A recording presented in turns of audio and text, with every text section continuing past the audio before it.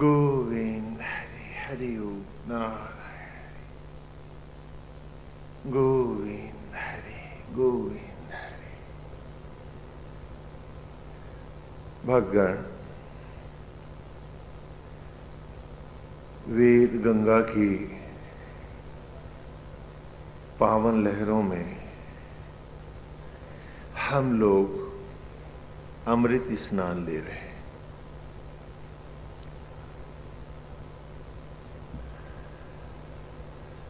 प्रथम मंडल के इस ऋषि ने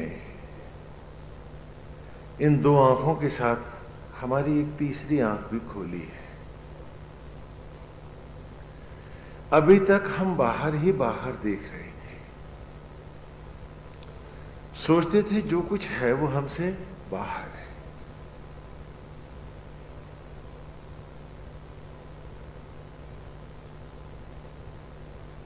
अपने को नहीं जान पा रहे थे।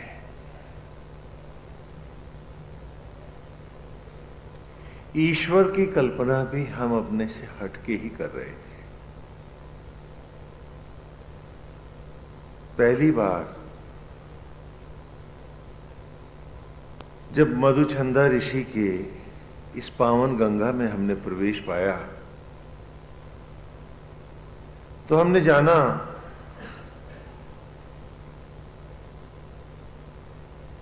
कि जो बाहर है वो मेरे भीतर की परछाई है। यहां तक कि बाहर का सूरज भी आईना है, क्योंकि सूरज तो आत्मा है जो मेरे भीतर है,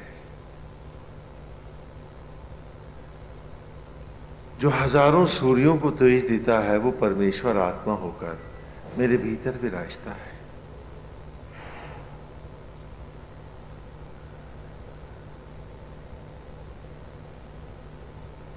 उस सूरज को जानना है, न कि आईनों में भटकना है।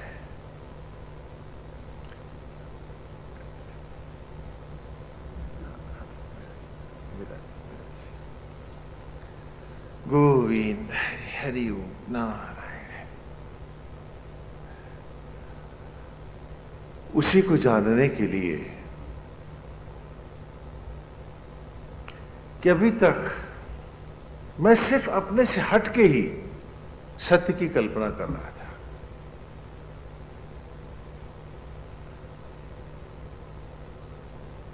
सम्मानित भी होना चाहता था तो अपने से बाहर, अपने भीतर भी मेरे कोई सत्ता है, उससे सम्मान मैंने कभी पाना नहीं चाहा। जो कुछ भी आचरण और दिखावा था वो बाहर था, भीतर कुछ नहीं था। क्योंकि दो ही तो आंखें थी और दोनों बाहर देख रही थी।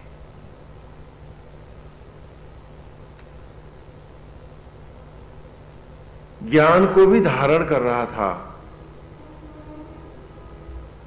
डिग्रियां भी बटोर रहा था, तो वो बैसाखी थी, पंगु का सहारा थी, जीवन यापन का माध्यम थी।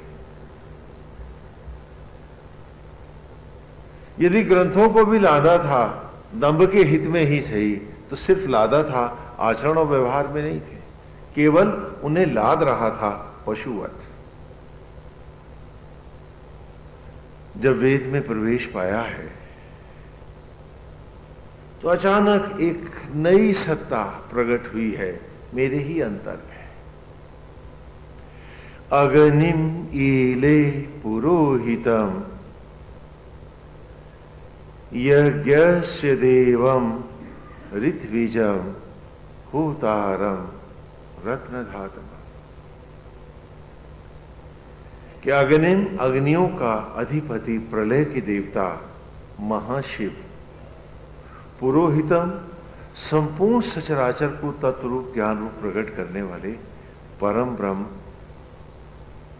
और ऋत्विजम, उन्हीं बिंदुओं को सृजन के द्वारा जीवंत खिलौनों में लाने वाले, चिता की राख को वनस्पतियों में और वनस्पतियों को नाना शरीरों में ढालने वाले ऋत्विजम, देव को जीतने वाले सत्यजयी महाविष्णु, यज्ञस्य देवम, वे ही इस शरीर रूपी यज्ञशाला के आत्मा होकर अधिष्ठित देव हैं। आ उ मा ओम है। धारण, सृजन और संहार के यज्ञों के द्वारा जो जड़त्व को चैतन्य जीवन धाराओं में लौटा रहे हैं, वे आत्मा जो मेरे भीतर आज भी मेरी जूठन को रक्त में बदल रहे हैं, वे ही शबरी के राम हैं। और ये सारी सत्ता मेरे भीतर व्याप्त है। मुझे एक आंख और चाहिए इस सत्ता को देखने की। इसी को तीसरा नेत्र कहा गया, इसी को दिव्य चक्षु कहा गया। और वेद में यही आंख हमारी धीरे धीरे खुल रही है। क्या कर रहे हैं आत्मा होकर वे? भूतारम रत्नधात्मम, कि वो न्यौछावर कर रहे हैं जीवन की स्वर्णिम उपलब्धियां, जीवन के अमृत क्षण। किसी क्षण की कीमत नहीं मांग रहे हैं, नाम धाम नहीं पूछते हैं, हम सब पर वो जीवन का स्वर्ण न्यौछावर कर रहे हैं। ईले आए, आज इसी आत्मा से अद्वैत करें, अपनी सत्ता को अपने भीतर खोजें। यदि संग ही करना है तो अपनी आत्मा का संग करें, तो सत्य रूप में सत्य संगी बने, अपने भीतर आए, अपने को जाने, और जिन उद्देश्यों और कारणों से, जिस भावना से वो पिता हम सबको प्रकट कर रहा है, आए आज उसी राह का अनुसरण करें। जब सांसें और धड़कनें उसने न्यौछावर बनकर दी हैं, तो हर क्षण को उसके सचराचर पर न्यौछावर करते हैं। क्योंकि जब जब मानसिकता के साथ हम संग करते हैं, मानसिकता व्यवसायी होती है, हम भले चंदन के वन में क्यों ना रहें, हम कुसंगी होते हैं। और संग का दोष सबको लगता है। कहा कि संग का दोष सन्यासी को भी लगता है, इसीलिए सन्यासी को राजा का अन्न वर्जित किया गया है। और यदि भीतर की सत्ता में आए तो ये मन ही तो राजा है, जिसका अन्न, यदि हम ईश्वर की राह जा रहे हैं तो हम सबको वर्जित है। क्यों? क्योंकि ये तो कुछ संग में ले जाएगा ही। ये फिर घुमा फिरा कर हमें हमारे जीवन को न्यौछावर नहीं बनने देगा। एक सस्ती घटिया भौतिक संकीर्णता बनाकर कुछ इच्छाओं, अतृप्तियों में और मेरों का स्वांग कराकर वो स्वर्ण लुटाता रहेगा और जीवन बर्बाद होता रहेगा। जब आगे बढ़े वेद में तो उन्होंने बताया कि यही मार्ग है जो मोक्ष की राह है। कहा जिसे तुम बाहर बैठकर यज्ञ कर रहे हो, हवन कर रहे हो, ये प्रतीक है यज्ञ का,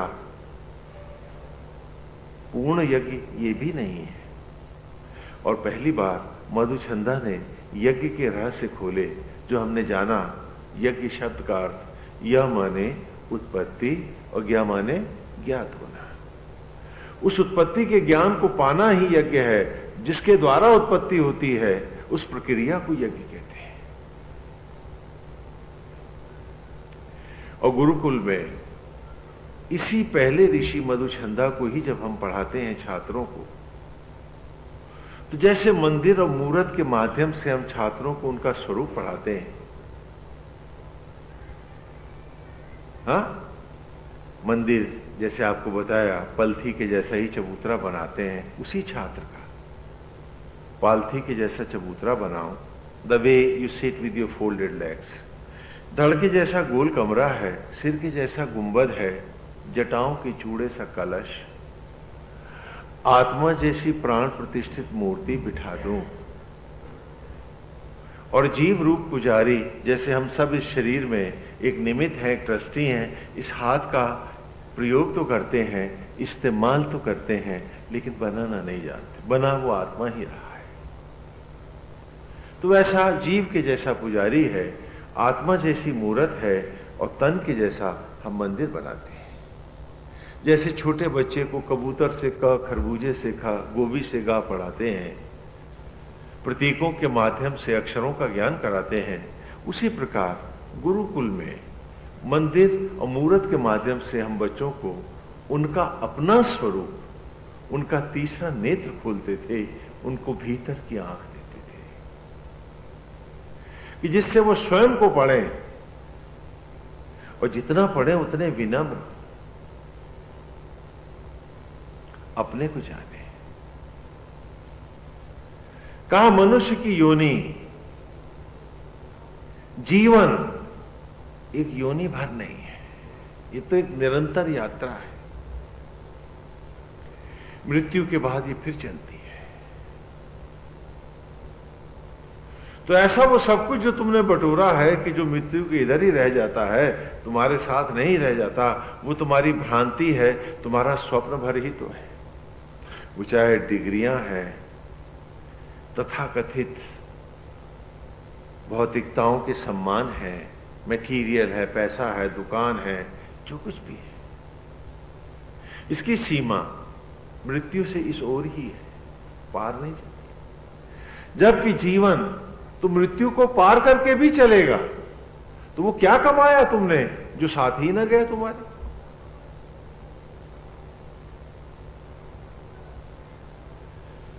और एक दूसरा उदाहरण हमारे सामने आया था कि जैसे आप किसी पिकनिक स्पॉट पे जाते हैं तीर्थाटन करने के लिए या पर्यटन के लिए जाते हैं, टूरिस्ट के लिए जाते हैं, किसी जंगल में गए आप, तो वहां टूरिस्ट डिपार्टमेंट के ही बने हुए घरों में, तंबुओं में आप रहते हैं, उन्हीं के होटलों में पैसा देते हैं और खाते हैं। और उसके बाद घूमे फिरे, कुछ ज्ञान अर्जित किया, कुछ पेड़ पौधों की सेवा करी, और उसके बाद आप अपने रास्ते चलते वक्त क्या आप उस टूरिस्ट डिपार्टमेंट के तंबू भी उठा लेते हैं? बोलिए। तो ये शरीर का तंबू भी आप यहीं फेंक के जाते हैं, क्योंकि ये भी इसी टूरिस्ट डिपार्टमेंट का है, कुदरत का। ये भी तुम्हारा नहीं है। और उम्र के नोट दिए थे पिता ने कि जाकर इनका सार्थक सदुपयोग करो मेरे बच्चों, एंजॉय करो, यात्रा तो भी और आगे जानी है, अगली यात्रा के लिए फिर जब आओगे तो पैसे दूंगा।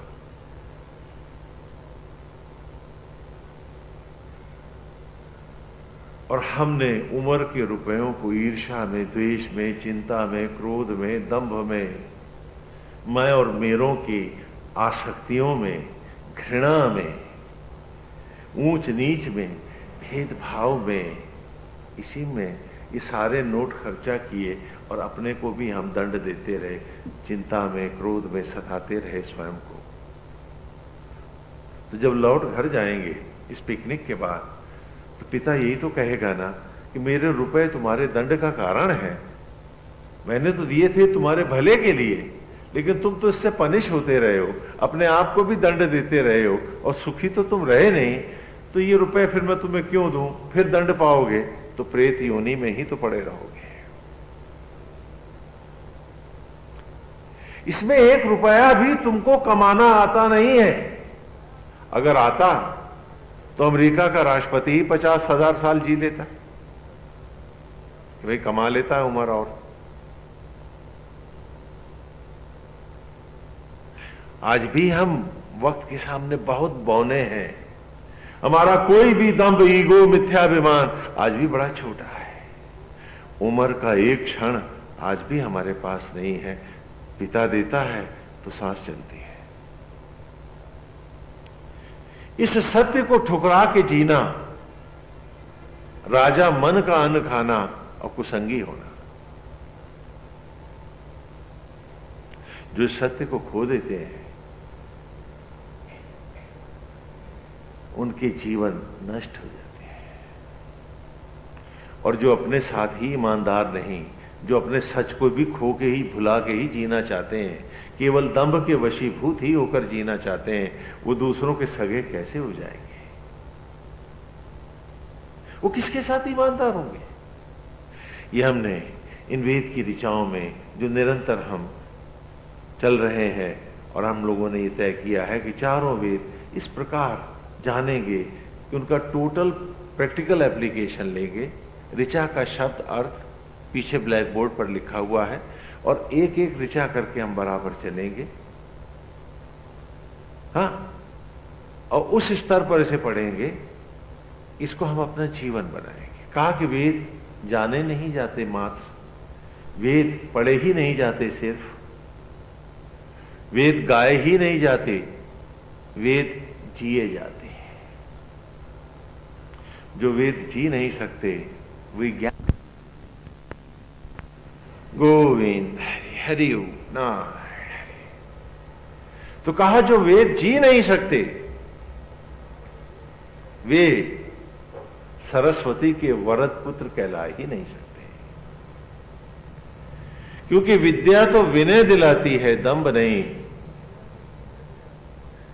जो दंभ को ले रहे हैं वो विद्वान नहीं है, विद्या को लादने वाले पशु मात्र हैं। एक एक ऋचा में हमने अपने आप को उधेड़ा है, बुना है, जाना है। अपनी भूलों पर हम लज्जित हुए हैं और हमें एक नई निष्ठा, नई राह अपने प्रति मिली है। और अचानक हमें लगा है कि हम कितने बड़े एक रहस्यमय जगत में उतर आए हैं जो हमारा अपना ही अंतर है। जहां शास्त्रों सूर्यों को तेज देने वाला हमारा आत्मा विराजमान है। ग्रहों जैसा कोई ग्रह नहीं, कोई अतीत, कोई भविष्य, कोई ऐसा काल नहीं जो हमारे अंतर में नहीं है। वो संपूर्ण जो सचराचर है वो सभी का सभी हम ही में समाया हुआ है। और तब हमारे सामने वेद ने रहस्य प्रकट किए कि बाहर का यज्ञ हम बच्चों को पढ़ाने के लिए कराते थे। प्रतीकों के रूप में एक ऋत्विज को बिठाते हैं जिसे हम आचार्य कहते हैं। तो पहला जो सूक्त है संपूर्ण वो आत्मा के प्रति है, अर्थात आचार्य की पूजा है। तो हमने आचार्य का वर्ण किया पहली 9 ऋचाओं में। फिर हम दूसरे सूक्त में आए तो दूसरे सूक्त में उन्होंने बताया कि जो उपाचार्य है वो प्राणों का प्रतीक है। आत्मा के साथ प्राण ही उपाचार्य है। तो हमने जानना चाहा कि क्या सिर्फ हमारे शरीर भर में तो वही ऋचाओं में चल रहा है कि नहीं, जो सचराचर का यज्ञ है जिससे संपूर्ण सचराचर प्रकट होता है, उसके जो आचार्य और उपाचार्य हैं वे ही सचराचर में हर प्रत्येक यज्ञ के आचार्य उपाचार्य होते हैं। बाकी जितने भी आचार्य और उपाचार्य आते हैं वे उन्हीं का प्रतीक होते हैं। इसलिए आचार्य को आत्मा अर्थात परमेश्वर की भांति वर्ण करो और उपाचार्य को प्राणों की भांति ग्रहण करो। तो दूसरे सूक्त में इसी प्रकार आरंभ में ही हमने उपाचार्य को धारण किया और कहा कि वायवा या ही दर्शति में सोमारम कृता तेषाम पाही श्रुति हवम। हाँ, क्योंकि पिछले सूक्त की 9वीं ऋचा में, अंतिम ऋचा में हमने अपने से एक प्रश्न किया था कि सा न पितेव सुनवे अग्ने सुपायनो भव सचस्वा न स्वस्थये। कि जैसे पुत्र पिता की सारी शोभाओं को प्राप्त करता है, उसका रूप लेता है, उसका गोत्र लेता है, उसका अर्जित धन सम्मान सभी का अधिकारी होता है।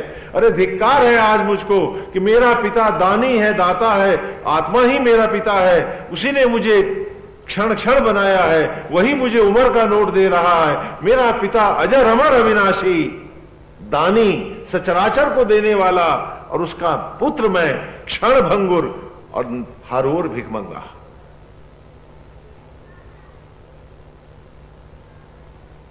जगह जगह दया की भीख मांगता हुआ। आज क्या हो गया है पुत्र को जो पिता का न तो रूप ले पा रहा, न गोत्र ले पा रहा, न चरित्र ले पा रहा, न उसका सम्मान ले पा रहा, न ज्ञान ले पा रहा है। क्यों? आचार्य के वर्ण के समय इस अंतिम ऋचा ने हम सबको झंझोड़ा था, हिलाया था कि वो आत्मा जिसने दुर्गंध को सुगंध में लौटाया, जिसने तिल तिल कर ये रूप दिया मुझे, और जो आज भी आत्मा होकर मुझ पर वरद है, मेरी जूठन को रक्त में बदल रहा है, ऐसे पिता का बनाया हुआ पुत्र होकर मैं भिख मंगे की तरह क्यों जी रहा हूं? वो अजर अमर है, मैं क्षण भंगुर क्यों? वो सारे पोथे, वो ज्ञान, वो विद्वता जो मुझे जीवन के 4 क्षण बनाना न सिखा पाई, उसकी पूर्णता कहां है? और मैं पूर्ण हुआ कब था? मैं फूला पिचका क्यों? खोता रहा जीवन का स्वर्ण, और 4 तिनके बटोर करके मैंने जाना कि पा लिया मैंने सब कुछ। ये अंधता मुझ में आई कैसे, जबकि वो तो सचराचर को आंख देने वाला है, जो पिता मेरा है। तो एक लपट उठी है, एक प्यास उठी है, और इसी ऋचा में हमने उपाचार्य से कहा है अगले सूक्त में, वाह यवा याही, हे प्राणवायु आज आवाहन है आपका। दर्शते में, उस दर्श यज्ञ को सींचने के लिए, दर्श यज्ञ मैंने आपको बताया ना कि दर्श यज्ञ क्या है, कि जहां मैं तन रूपी सामग्री को आत्म ज्वालाओं में यज्ञ कर, स्वयं भी उसी में यज्ञ करता, आत्मा से अद्वैत करता, स्वयं में स्वयं को ढालता, जब स्वयं से स्वयंभू होकर प्रकट होता हूं, तो उस यज्ञ को वैदिक संस्कृत में कहते हैं दर्श यज्ञ। तो वायवा या ही दर्शते में, मधुचंदा यहां हमको दर्श यज्ञ की ओर ही, इन्हीं के रहस्यों की ओर ला रहे हैं। क्योंकि बाहर के यज्ञ में हमें बाहर के असत्य और अज्ञान को ही जलाना है, जलना तो हमें इस यज्ञ में है, जो ब्रह्म ज्वाला, जिसने आज भी हमें भस्मियों से ये रूप दिया है। उन लकड़ियों पर जलाकर, कोई भी चिता की लकड़ियों पर अथवा काष्ठ की लकड़ियों पर, अग्नि पर जलाकर कोई भी भस्मी से फल नहीं बना पाया, कोई भी अन्न से बालक नहीं बना पाया। जब जब वो ब्रह्म ज्वाला में यज्ञ हुए, इस शरीर में ब्रह्म अग्नियों ने जलाया, आत्मा यज्ञ का अधिष्ठित देव बना, प्राण उपाचार्य हुआ, ब्रह्म ज्वाला यज्ञ की ज्वाला बनी, तो तब तब ये प्रकृति सामग्री बनी, और ये यज्ञ हुआ। उत्तरोत्तर यज्ञ से जीवन प्रकट हुआ और हो रहा है। तो बाहर का यज्ञ बाहर के असत्य, अज्ञान और द्वैत को जलाने के लिए है, और भीतर का यज्ञ इसी ब्रह्म ज्वाला में उसी प्रकार पुनः यज्ञ होने के लिए है। जैसे चिड़िया के चूजे से प्रकट हुआ अंडा, बच्चा जो अंडे में आया है, पुनः अंडे के गर्भ से बच्चा बन के प्रकट होता है, उसी प्रकार हमने यज्ञ के द्वारा जो ये स्वरूप पाया है, अब इसी को इसी में ढालकर इस ब्रह्मांड से उस चूजे की तरह ज्योतिर्मय स्वरूप को धारण करके प्रकट होना है। इसी का नाम दर्श यज्ञ है।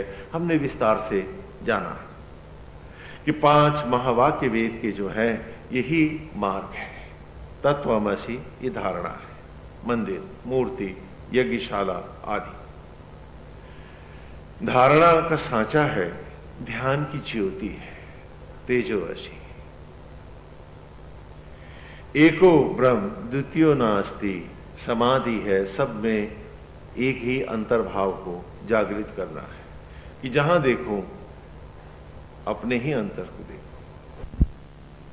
वही बैठा हुआ है, ऐसा जानता हुआ, प्राणी मात्र के प्रति सबकी सेवा करता हुआ, हर सेवा को नारायण का न्यौछावर बना कीजिए। न्यौछावर में आपने देखा कि सिक्के कोई सामने नहीं फेंकता है, रुपए कैसे फेंकता, पीछे को फेंकता है कि मैं भी ना देखूं उठाया किसने। हाँ, जब लड़की की डोली उठती है तो आपने देखा ना, न्यौछावर फेंकते हैं ना, कैसे फेंकते हैं, आगे को या पीछे को? क्यों फेंकते हैं? कि यदि मैंने देख लिया तो ये सेवा न्यौछावर ना होगी। तो न्यौछावर भाव से जीवन को, क्योंकि न्यौछावर भाव से पाया है, न्यौछावर भाव से ही जाने लगे। एको ब्रह्म द्वितीय, और तब आया अहम ब्रह्मास्मि। यहीं से दर्श यज्ञ का आरंभ है कि धारणा के पुष्ट सांचे में तत्वमसि, ध्यान के मार्ग से तेजोवसी, नथ के 10 इंद्रियों रूपी 10 फन वाला ये नाग कालिया हो समाधिस्थ मैं करने लगा शरीर रूपी सामग्री को ब्रह्म ज्वालाओं में यज्ञ, अहम ब्रह्मास्मि। तब जाना मैंने मैं ही माता हूं, प्रकृति रूप, नेचर, कुदरत होकर। मैं ही पिता हूं, यज्ञ का अधिष्ठित देव होकर। तन सामग्री को यज्ञ ब्रह्म ज्वालाओं में यज्ञ करने वाला यज्ञ करता मैं ही तो हूं। तो मैं ही माता हूं, मैं ही पिता हूं, मैं ही जन्मता पुत्र हूं। होकर तन सामग्री यज्ञ ब्रह्म ज्वालाओं में लौटती हिरण्य धाराओं में धारणा के पुष्ट सांचे में ढलने लगी है, जमने लगी है। मेरे ही शरीर में मैं पुत्र बन जन्मने लगा। प्रसव की पीड़ा है ये, प्रसव का आनंद है। मेरे ही शरीर में जन्म ले रहा हूं मैं। अहम ब्रह्मास्मि, अहम ब्रह्मास्मि, अहम ब्रह्मास्मि। जब इस अवस्था को आए तो इस अवस्था का नाम अहम ब्रह्मास्मि है, क्योंकि ग्रंथ में अहम ब्रह्मास्मि लिखा है। तो हमारे विद्वान भाई कहने लगे, स्वामी जी मैं तो ब्रह्म हूं। तो हमने कहा क्या ब्रह्म की बीवी भी होती है, ब्रह्म का भेद जगत भी होता है? तो बोले फिर क्या कहें? हमने कहा अभी फिलहाल यही कहो, अहम ब्रह्मास्मि। जब इस अवस्था को पा जाओ तभी कहो अहम ब्रह्मास्मि। तुम कहते हो कि आदमी डॉक्टर होता है, तो हम कहते हैं हाँ भाई, पढ़ाई लिखाई करके, डिग्रियां बटोर करके, तप करके, साधना करके, योग्यता धारण करने के बाद ही वो डॉक्टर होता है। क्योंकि आदमी ही डॉक्टर होता है, तो हर आदमी को मैं डॉक्टर कह दूं तो लोग यही तो कहेंगे दिमाग खराब हो गया। हाँ, तो अहम ब्रह्मास्मि ये चौथी अवस्था है जिसे मनुष्य रियलाइज जब करता है, इस अवस्था पर आता है। दुर्भाग्य से शब्दों को पकड़कर सारे वो क्या ना सोंठ की गांठ मिली और सारे पंसारी हो गए। और तब पांचवी महावाक्य है अद्वैत का, योग का, सोहम अस्मि, कि धारणा के सांचे में ध्यान के मार्ग से, हाँ तो यहां उपमा भी आई है कि तुमने देखा अंडे का जल, अंडा है और उसमें क्या है? पानी है। तुमने देखा अंडे का जल धारणा के सांचे में ध्यान के मार्ग से वो समाधिस्थ यज्ञ होता बच्चे का रूप धारण कर लेता है। वहां कोई सांचा तो नहीं है, ध्यान का ही तो सांचा, धारणा का ही तो सांचा है। बच्चे का चूजे का रूप धारण कर लेता है। हो जाता है जब बच्चा पूर्ण, तो एक रोज अंड के कपाल को फाड़ निकलता है बाहर, देखता है चहुं ओर।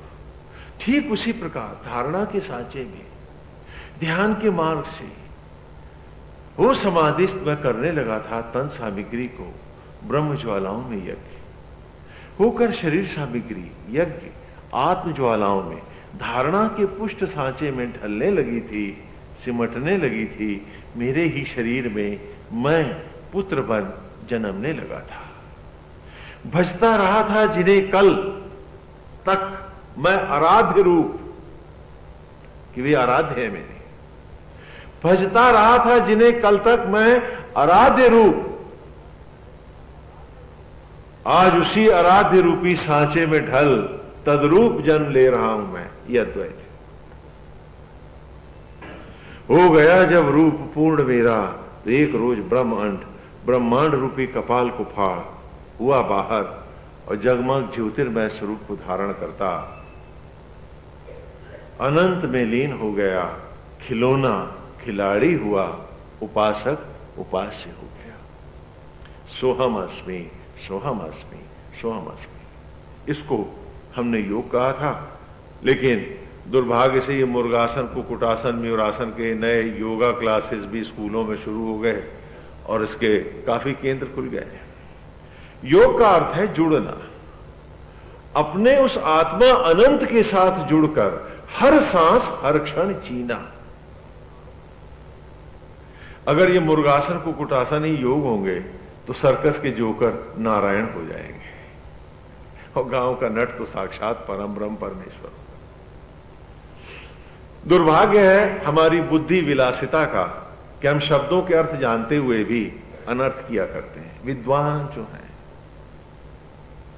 तो पहली ही इस ऋचा में, दूसरे सूक्त में हमने उपाचार्य से प्रार्थना करी कि हमने आचार्य का आवाहन किया है प्रथम 9 ऋचाओं में, हमने अपने अंतर को भी झिझोड़ा है और आज हम प्रेरित हैं दर्श यज्ञ के लिए। तो वायवा ही, हे प्राणवायु, आज आवाहन है आपका दर्शते में सींचने के लिए हमारे इस दर्श यज्ञ को, जिसमें हमें प्रत्येक अपने ही अंतर में स्वयं यज्ञ हो, एक नवजात शिशु के रूप में प्रकट होना चाहता है। उस यज्ञ में भी आप ही का आवाहन है। आप पधारें, आत्मा के साथ आप ही उपाचार्य बने, आप ही प्राणों से सींचे इसे दर्शते में। सोमा अरम कृता, जीवन ज्योतियों से अलंकृत करें। अरम कृता, हाँ, उसे परिपूर्ण करना, अलंकृत करना। तेषाम पाही श्रुति हवा, उसे हमारे इस यज्ञ की अर्थात हमारी हर ओर से रक्षा करें। तेषाम, है ना, इस संपूर्ण यज्ञ की उनकी रक्षा करें। पाही माने रक्षा करना, श्रुति, और उस उत्पन्न किए हुए उस नवजात यीशु की, जो यज्ञ से, हवम से, इस यज्ञ से प्रकट होगा, उस शिशु की भी रक्षा करें। हे प्राणवायु, आज उपाचार्य के रूप में आपका हम आवाहन करते हैं। आज अपने आत्मा को, अंतर को आवाज दी है हमने कि बाहर के रास्ते छोड़, हम तो भीतर आ रहे हैं। ये दो आंखों से हम बहुत देर तक भ्रमाए रहे हैं, अब अंतर की आंख। देखिए यहां एक भेद है। नेत्र कहा है बाहर की आंखों, और चक्षु कहा है भीतर की आंखों। दुर्भाग्य से सब हिंदी में आकर के पर्यायवाची हो जाते हैं, लेकिन वैदिक संस्कृत में कोई पर्यायवाची नहीं होता, सभी में भेद होता है, सूक्ष्म भेद सब में रहता है। नेत्र इन्हीं को कहा है जिनसे आप बाहर देखते हैं, और चक्षु कहा है जो चक्षस के द्वारा प्रकट होता है। और चक्षस कहते हैं वैदिक संस्कृत में भी और पाणिनि में भी, चक्षस कहते हैं दीक्षा गुरु को। देवगुरु बृहस्पति का दूसरा नाम भी चक्षस है। तो जो भीतर की आंख जो गुरु खोलता है वेद में आकर, उसको क्या कहते हैं? नेत्र नहीं कहते, क्या कहते हैं? चक्षु। इसीलिए अर्जुन को भी श्री कृष्ण ने कहा था कि इन नेत्रों के द्वारा हे अर्जुन तू मेरे स्वरूप को नहीं देख पाएगा। उस अर्जुन से कह रहे हैं जो शिव से भी मिलाया, देवलोक भी हो गया, लेकिन उससे भी कहा कि इस अंतर का, अपने मेरे उस विशाल रूप का, उस स्वरूप का दर्शन तू तब तक नहीं कर पाएगा जब तक कि मैं तुझे दिव्य चक्षु। और आपने नेत्रों से ही ईश्वर को देखना चाहा है। शायद अर्जुन से कहीं अधिक पूज्य आप ही लोग होंगे, ज्यादा समर्थ और समझदार और तपस्वी। जब अर्जुन को भी यहां कृष्ण कह रहे हैं कि बिना इस चक्षु के तू मुझे नहीं देख पाएगा, मेरे उस रूप को,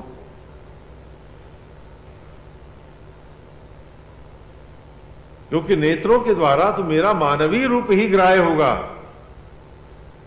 चक्षु के बिना मेरे उस स्वरूप को तू भी नहीं देख पाएगा। और वो रूप जब तक मैं तुझे वो चक्षु नहीं दूंगा वो खुलेगा नहीं। इसी चक्षु को खोलने का नाम है दीक्षा को प्राप्त होना, दीक्षित होना। कालांतर में एक आध मंत्र फूंकने की ये जो परंपरा चली, ये उपरांत है।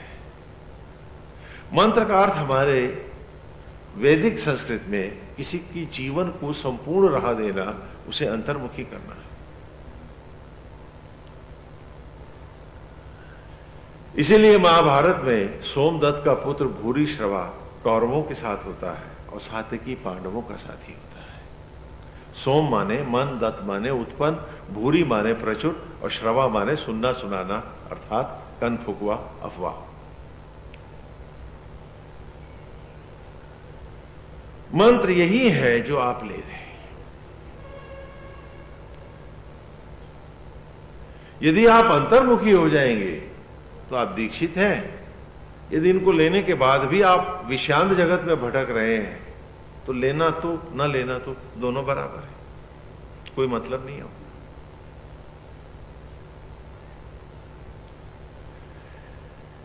और इस प्रकार दूसरी ऋचा में फिर हमने प्रार्थना करी। हाँ, ये दूसरा सूक्त पूरा प्राणवायु का चल रहा है, जैसा कि मैंने आपसे कहा तीसरे सूक्त में जब हम आप लोग आएंगे, हम सब चलेंगे, तो वहां ब्रह्म ज्वालाओं की स्तुति होगी, ब्रह्म अग्नियों की, देवी के रूप में, मां भगवती के रूप में, अश्विना यजवरी ऋषो, हाँ वो बाद में आएंगी। तो दूसरे सूक्त में आपने जाना था, वाहे उक्ते विरजरंते त्वाम अच्छा जरितारा सुत सोमा आहर विदा, कि हे वायु, हे प्राणवायु, उक्ते भी, कि जब जब जीवन के स्तोत्र क्षीण हो जाते हैं, त्वाम अच्छा, तुम्हें अच्छा वाक अर्थात उपृथ्वीज बनते हो, जरी तारा, मुझे पुनः जरत्व से तारण दिलाते हो, सुत सोमा आहर विदा, निचोड़ के पुनः जीवन का अमृत मुझे फिर शिशु अवस्था, कुमारावस्था प्रदान करते हो, मैं वो बूढ़ा तन छोड़ फिर शिशु हो जाता हूं। तो हर बार तुम ही लौटाए हो, हर बार बारंबार तुम ही लाए हो। तो आज इस यज्ञ में, जिसमें मैं स्वयं से स्वयं को यज्ञ करने चला हूं, और तुम्हारे अतिरिक्त हे प्राण मेरे और कौन उपाचार्य होगा। ये पिछले रविवार की ऋचा थी, जिसका हमने विस्तार से जाना था। आज की ऋचा है, आपने पीछे ब्लैक बोर्ड पे आज की ऋचा नोट करी है, जो देर से आए हैं बाद में कर लेंगे। आज की ऋचा है, वायो तव प्रपिंचति धेना जिगाति दाशुषे उरुचि सोम पीतये। ऋग्वेद प्रथम मंडल, प्रथम ऋषि मधुछंदा, दूसरा सूक्त, तीसरी ऋचा। वायो तव प्रपंचति धेना जिगाति दाशुषे उरुचि सो पीतये। अब इन शब्दों के साथ आपका, भले हम अभी 9-10 ऋचाओं में ही आए हैं, लेकिन शब्दों के साथ आपकी पकड़ थोड़ी थोड़ी अब बनने लगी होगी। वायु माने प्राणवायु, तव माने आप। ये कहना कि वैदिक ऋचाओं के अर्थ जो हैं वो कहीं नहीं मिलते, हर एक अमरकोश में मिलेंगे, डिक्शनरी में मिलेंगे। जितने आप नोट कर रहे हैं जाके बाद में सब के सब अमरकोश में देखेंगे, डिक्शनरीज में देखेंगे, आपको यथावत मिलेंगे। प्राचीन भाष्यकारों ने क्यों किया मैं नहीं जानता। वायु तव, कि हे प्राण वायु, तव माने आप, प्रपिंचति, प्रपिंचति माने असीम असार, जिसकी सीमा ना हो, अथाह हो जो। देना माने सागर, देना माने सागर। वायु तव प्रपंचति, हे प्राणवायु, आप तो इस संपूर्ण असीम सचराचर रूपी इस सागर के,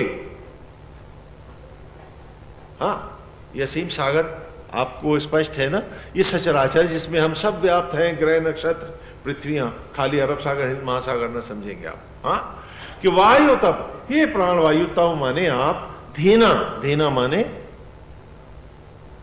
सागर, वायु तव प्रपंचति, इस असीम असार सचराचर रूपी महासागर के जिगाति, जिगतनु अर्थात प्राणवायु है, आप ही उपाचार्य हैं, उपरित्विज है।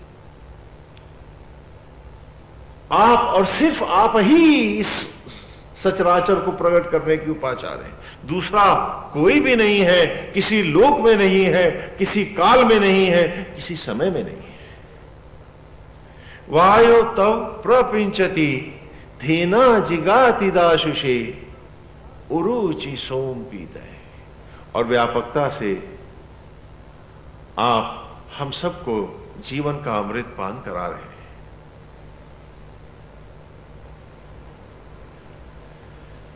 आप ही हैं जो सचराचर को प्रकट करता है परमेश्वर, और आत्मा होकर यज्ञों के द्वारा जब संपूर्ण ग्रहों नक्षत्रों को, सचराचर को उत्पन्न करता है, तो जिन यज्ञों का वो आचार्य बनता है, अग्निर होता कविक्रतु सत्यश चित्र श्रवस्तमा, कि वो अग्निर होता, वो परमेश्वर कविक्रतु आत्मा होकर आत्म यज्ञों के द्वारा सत्यश चित्र श्रवस्तमा, सत्य का अर्थ यहां प्रकृति है, बताया ना, हाँ यहां सच झूठ ना लगाइएगा वैदिक संस्कृत में।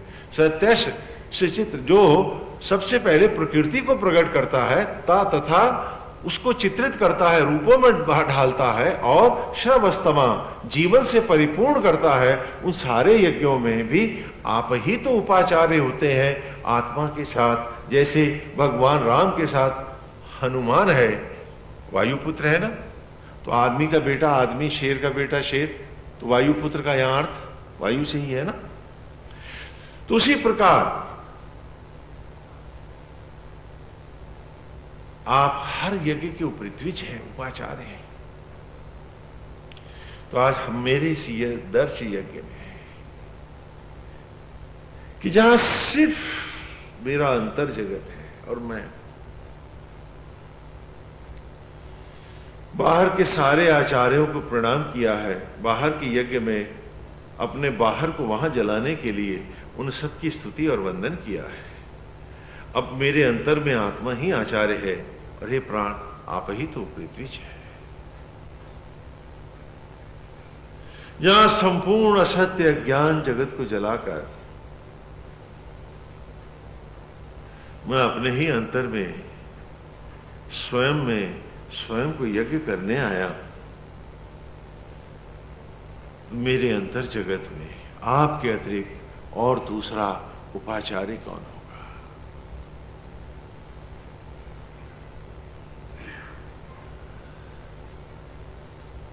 यहां थोड़ा सा हम महाभारत में चलेंगे।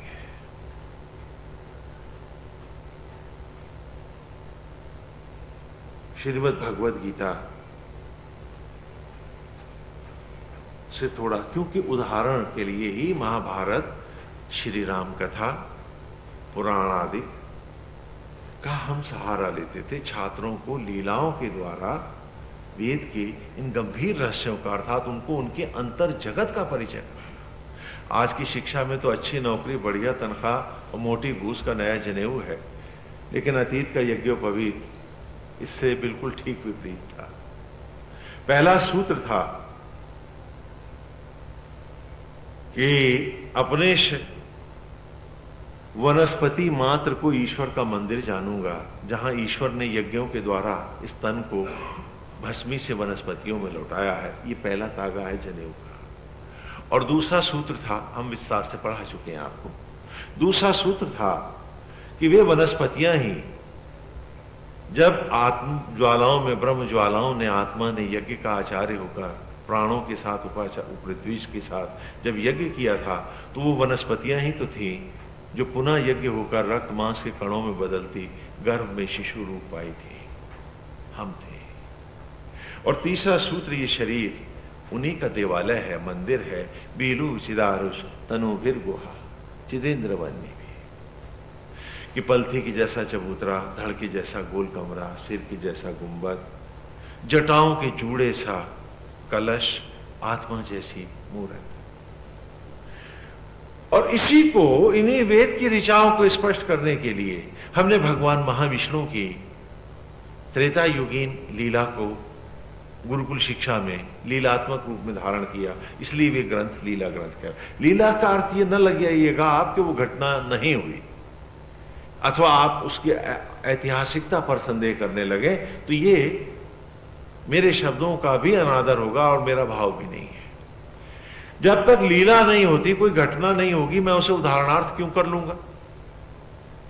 क्योंकि उदाहरण में वही वस्तु ली जाती है जिसे व्यापकता से लोग जानते हो, जो इतनी व्यापक हो, घर घर जानी जाती हो, तो उसी को तो उदाहरणार्थ लिया जाएगा बच्चों को समझाने के लिए।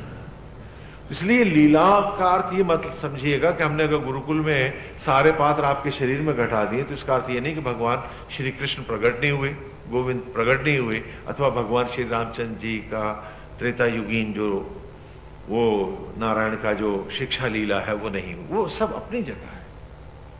उनको यथा रखते हुए आप गुरुकुल शिक्षा के उस स्वरूप को ग्रहण करेंगे।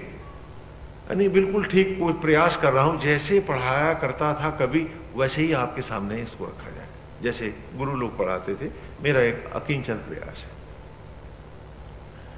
तो महाभारत के सारे पात्र और श्रीमद् भगवद गीता आपकी कहानी है। विस्तार में नहीं जाएंगे, केवल प्रसंगवश लेंगे। यहां 5 तत्वों से बना शरीर पांडु है। मैं इसको व्याकरण से और आपके शब्दकोश से, अमरकोश से, सबसे आपको स्पष्ट करके कई बार दे चुका हूं और पुनः आप ले सकते हैं। इसके भाष्य ग्रंथ भी मिल जाएंगे आप। 5 तत्वों से बना शरीर पांडु, जिसकी 5 बुद्धियां ही 5 पांडव है। क्यों है, कैसे है, इसका विस्तार हम फिर करेंगे। धर्म युधिष्ठिर है, संकल्प भीम है, ये वायुपुत्र है, यहां संकल्प ही वायु है, इसीलिए आत्मा के साथ उपाचार्य के रूप में वायु को ही लाया जाता है।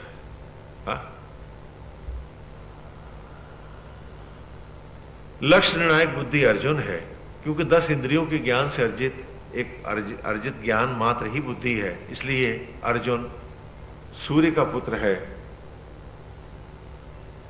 सूर्य का प्रकाश है और इंद्र का बेटा कहलाता है। इंद्र क्योंकि मन को संस्कृत में हम इंद्र कहते हैं, उसी की इंद्रियों से संकलित होता है। ज्ञान नकुल और भक्ति सहदेव ये माद्री नंदन है। तो 5 बुद्धियां 5 पांडव। शरीर रथ, आत्मा श्री कृष्ण सारथी, जो सांस धड़कन से आज भी हर रथ को चला रहे हैं। यज्ञोपवीत, गांडीव और मायाओं का महासमर महाभारत, ये एक सिंबल ही है। एक और गुरुकुल शिक्षा में हमने व्यापकता से स्वरूपक को लिया और पूरा महाभारत छात्रों को वेद के हित में पढ़ाया, और दूसरी ओर एक पोस्ट ग्रेजुएशन के लिए जैसे आप कराते हैं, तो वैसे ही वहां उत्तरोत्तर शिक्षा के लिए इतिहास के रूप में भी ये ग्रंथ पढ़ाए जाते थे, जबकि वहां उनका रूप थोड़ा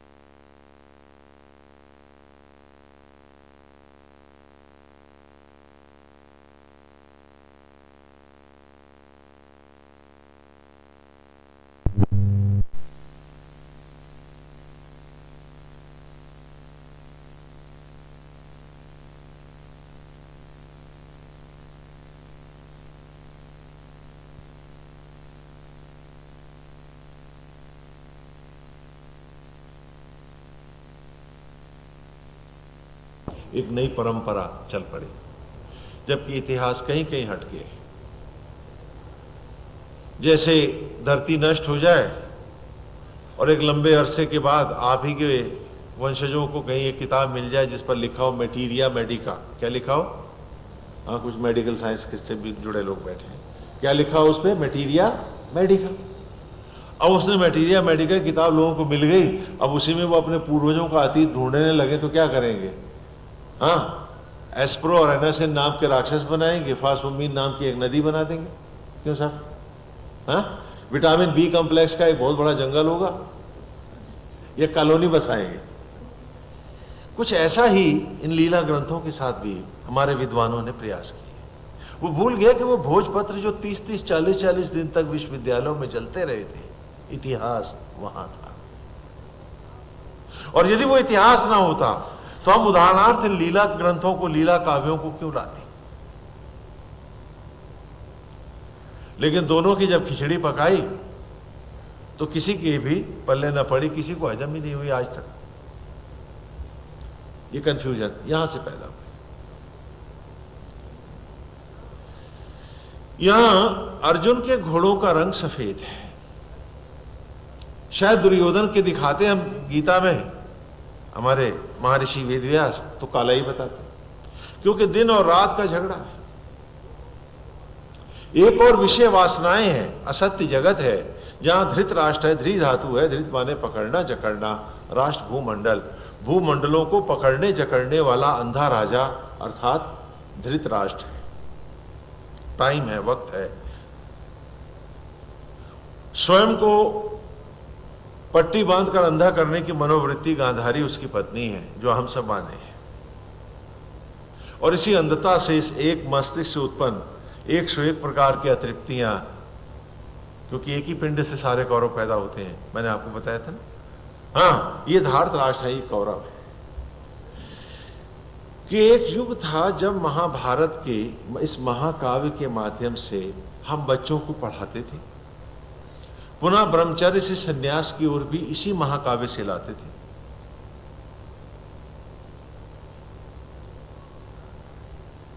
गृहस्थ में जाने के उपरांत भी संन्यास में आता था, तो यही महाकाव्य होता था। और 18 दिन का जो यज्ञ होते थे, उसे वानप्रस्थी से संन्यास करने के लिए अथवा ब्रह्मचर्य से सन्यासी बनाने के लिए जो 18 दिन के जो यज्ञ होते थे, वे 18 अध्याय होते थे। और उसके 18 ही पर्व हैं यहाँ महाभारत के भी। और उसके बाद यजुर्वेद, जो यजन वेद है हमारा, उसका जो अंतिम 40वां अध्याय है, जिसे आप ईशावास्य उपनिषद के रूप में जानते हैं, ये 18 ऋचाएं मात्र उसको दे करके उसको सन्यास को प्राप्त हो जाता है। ये उसका संक्षिप्त नोट होता था, जीवन का महामंत्र हो जाता। तो कल्पना करें कि कुरुक्षेत्र में अर्जुन पूछ रहा है श्री कृष्ण से, गृहस्थ से वानप्रस्थ को प्राप्त हुआ अथवा वानप्रस्थ से संन्यास को या ब्रह्मचर्य से संन्यास को जाता बालक पूछ रहा है अपने आचार्य से कि मैं आज सारे बाह्य जगत का परित्याग कर इस अंतर जगत में क्यों जाऊं। आप लोग भी तो पूछ रहे होंगे कि स्वामी जी कहां लिए जा रहे हो, कुछ समझ में नहीं आ रहा। हाँ? भीतर कैसे जाएंगे क्या पता नहीं, कैसे बता रहे हो। हाँ? वो इस प्रश्न है, इसलिए ले आया हूं कि तीसरी ऋचा है अभी, तो आचार्य की स्तुति के साथ इसे यहीं स्पष्ट कर लें। तो अर्जुन के वहां 5 संदेह हैं श्रीमद् भगवद गीता में। पहला कि भगवान अपने ही स्वजनों को मारने का मैं युद्ध क्यों करूं।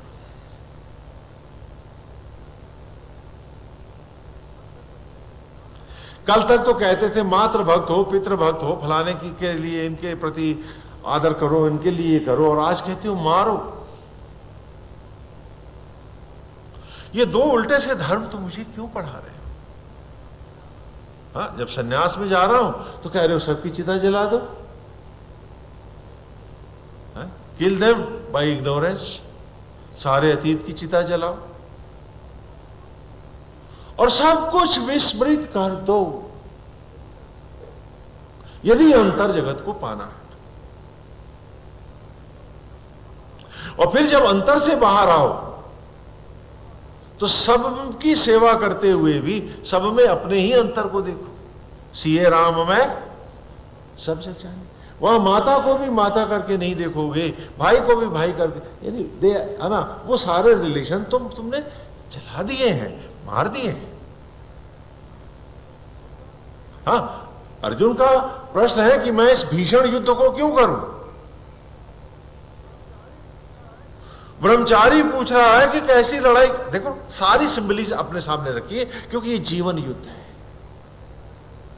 जो लड़ता है हर भारत, उसी को हम महाभारत कहते हैं। और भारत हमने आप सबको कहा है, भरत का अर्थ है सबका भरण पोषण करने वाला, अर्थात परमेश्वर। तो आत्मा जो सबको भरण पोषण करने वाला है वो आप सबके भीतर है, घटघटवासी है, और उसी ने आपको बनाया है। तो आप सब उसी भरत के पुत्र हैं, अर्थात आत्मा के बेटे हैं, इसलिए आप क्या कहलाते हैं, भारत। हाँ, तो जिसे सारे भारत लड़ेंगे वही तो महाभारत होगा ना। तो यहां हर अवस्था के व्यक्ति अपने अपने सामने, हाँ, कुरुक्षेत्र में हम सब बैठे हैं और ये प्रश्न हम सब अपने से पूछ रहे हैं कि मैं ये यज्ञ क्यों करूं, दर्श यज्ञ क्यों करूं। Here I have to kill all my attachments, so to say relations and everybody, denying them as relatives but accepting everybody the ascendant of my father, the Lord, my आत्मा, कि सबको मैं अपनी आत्मा के भांति ही लूंगा, बाकी कोई संबंध नहीं मानू, न माता का, न पिता का, न पुत्र का, न भाई का, न पत्नी का। क्यों? क्योंकि मैं तो संबंधों की चिता जला आया। और अपने ही अंतर को सब में देखूंगा कि वो कृष्ण जिसको मैं यहां अर्पित हूं वही तो इसी में बैठा है, इसमें बैठा है, इसलिए हर रूप को प्रणाम, सबकी सेवा करूंगा, क्योंकि उसने सांसें न्यौछावर करके दी हैं, तो मैं तो उसका न्यौछावर हूं, उसका न्यौछावर ही बन कीजिए। ओके,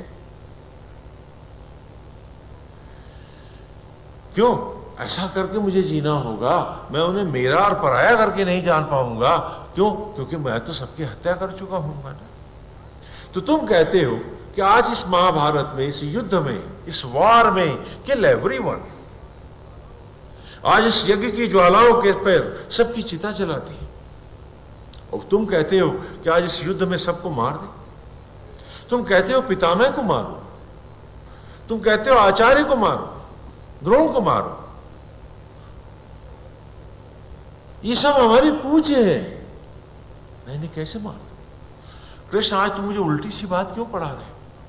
देख रहे हैं, हर अवस्था पर आपका यह प्रश्न खड़ा है, वेदर यू आर फ्रॉम ब्रह्मचर्य टू संन्यास और फ्रॉम गृहस्थ टू वानप्रस्थी, जो अब आप सबको होना चाहिए वक्त के साथ।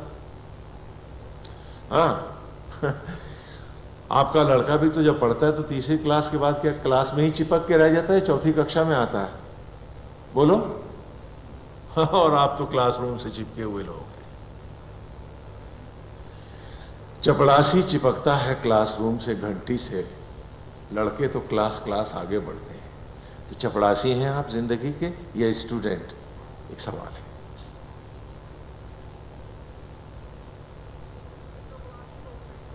क्योंकि चपड़ासी होगे तो क्लासरूम से दीवारों से चिपक जाओगे, घंटा घड़ियाल के साथ चिपक बैठोगे। अगर हो गए स्टूडेंट तो अगली क्लास आने के लिए आगे नहीं बढ़ोगे।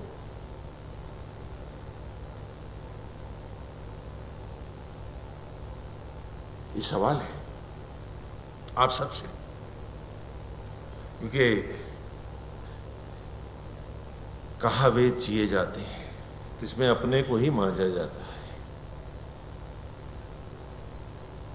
अपने से पूछना होता है कि हम स्टूडेंट हैं चपड़ासी, और अगर हम चपड़ासी थे जिंदगी के तो वो पिता नोट क्यों दे रहा उम्र के, फीस क्यों दे रहा है इस पाठशाला में? क्योंकि चपड़ासी को तो तनख्वाह मिलती है और यहां बाप उम्र के नोट ना दे तो हम पाठशाला से भगा दिए जाएंगे। तो हम हैं तो स्टूडेंट, लेकिन चपड़ासी बन बैठे हैं, और उसी में सारी काबिलियत है हमारी, उसको अचीवमेंट बनाए बैठे, उपलब्धि।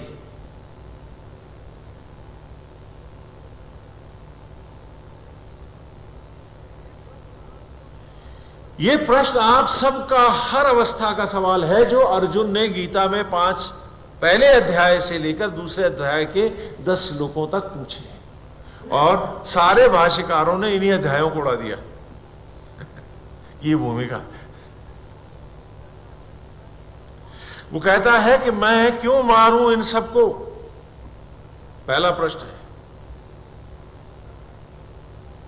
दूसरा प्रश्न, क्या जरूरी है कि मैं जीतूंगा, इनको मार पाऊंगा? हो सकता है यही मुझको मार दे, तो क्या प्रयोजन इस युद्ध का?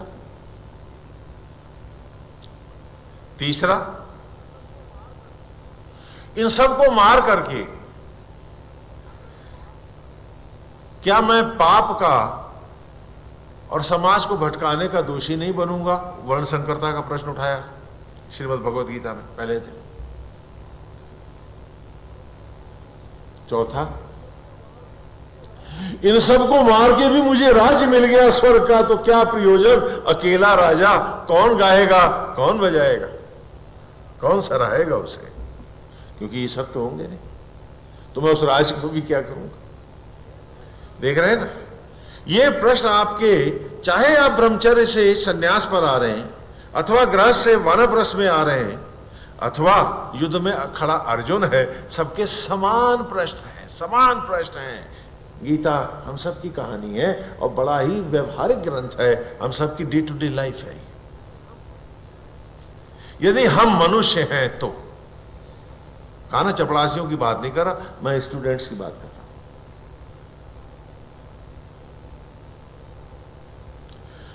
और 5वां प्रश्न है कि हे गोविंद, इस सब युद्ध से मुझे क्या लेना देना? यदि मैं भिक्षा का अन्न लेता हुआ जीवन यापन कर दूं इस युद्ध से उपराम होकर, तो इसमें बुराई क्या है?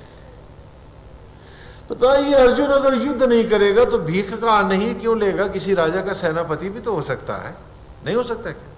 हाँ, तो उसने भिक्षा का अन्न क्यों कहा? सोचो, क्यों कहा कि अगर जो युद्ध नहीं करेगा वो सब भीख का अन्न लेंगे, भिक्षा का अन्न लेंगे? हां, आप सब भिख मंगे हैं, हम सब।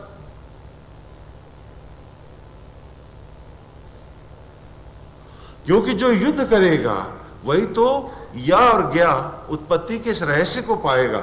तो पहली बार उसकी सांसें उसकी होंगी, उसका अन्न उसका होगा। अभी तो आप सब विधाता से भीख ही मांग रहे हो। क्या सब भिक्षा का अन्न नहीं लेते हो? लखपति हो तो, करोड़पति हो तो भिख मंगे तो। और यही तो प्रश्न हमने पूछा था, अपने से सवाल किया था पहले सूक्त की 9वीं ऋचा में कि दयालु पिता का, दानी पिता का भिखमंगा बेटा न गोत्र ले पा रहा, न रूप ले पा रहा, न उसका शौर्य ले पा रहा। अरे कैसी औलाद हूं मैं उसकी। और तभी उठा कि दर्श यज्ञ होगा, और मन में तड़प जगी तो आचार्य से कहा कि तू तो है ही। उपाचार्य को आवाज दी हमने।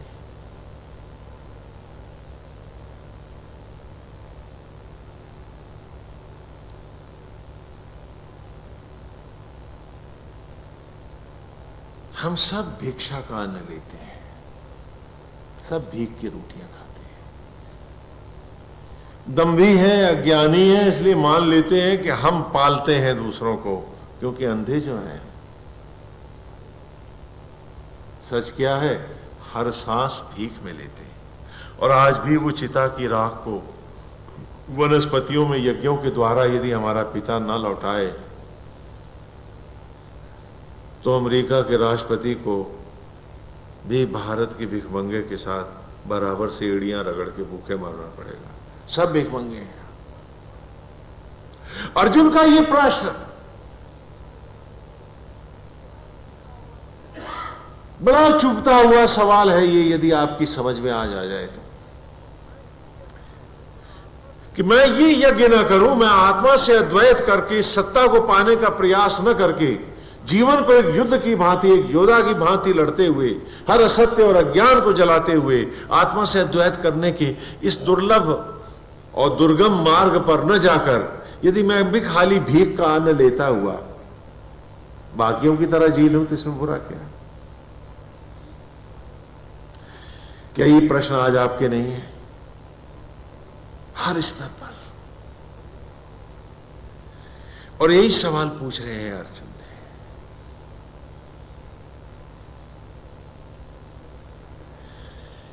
लेकिन हम में कोई बहुत बड़ा निर्लज होगा तभी तो पूछेगा ये सवाल, तभी तो ये सवाल करेगा कि कहलाना चाहता हूं पुत्र उसका और जीना चाहता हूं भिक्षा के अन्न पर। इतनी बड़ी सत्ता मेरे भीतर व्याप्त है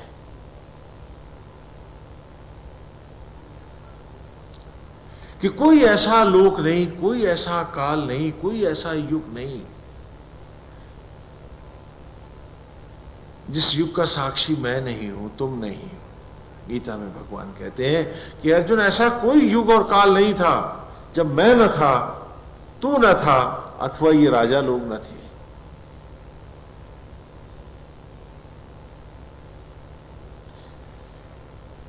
मेरे पास असंख्यों युगों का ज्ञान है।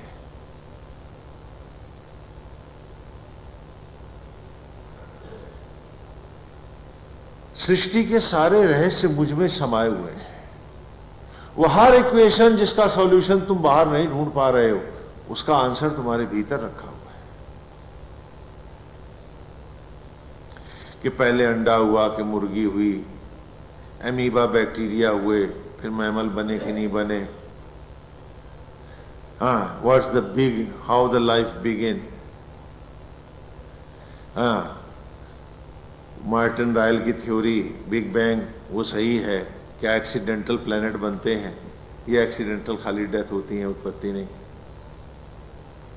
उत्पत्ति को तो एक निर्णायक, एक विधि और विधान और विधा से और समय के साथ आना होता है। आज तक एक्सीडेंट से बच्चे तो पैदा नहीं हुए, लेकिन प्लेनेट पैदा कर लिए हमारे विदेशी दोस्तों ने, और उसमें ऑस्कार अवार्ड भी बांटे और क्या क्या किया। एनीवे, वो सब मेरे भीतर है। और आज विश्व का विज्ञान भी मानता है कि सारी सत्ता मुझ में है और मैं सिर्फ मैं हूं, ऐसा नहीं है। अब तो जीन और डीएनए ने भी आकर के हमारी आंखें खोल दी हैं कि मेरे भीतर असंख्य लोग समाये। Each cell of my body can produce a man like me and fully life independent, और उसकी अपनी सोच है। यानी शरीर में भी मैं असंख्य शरीरों में स्वयं बस रहा हूं अपने एक रूप में।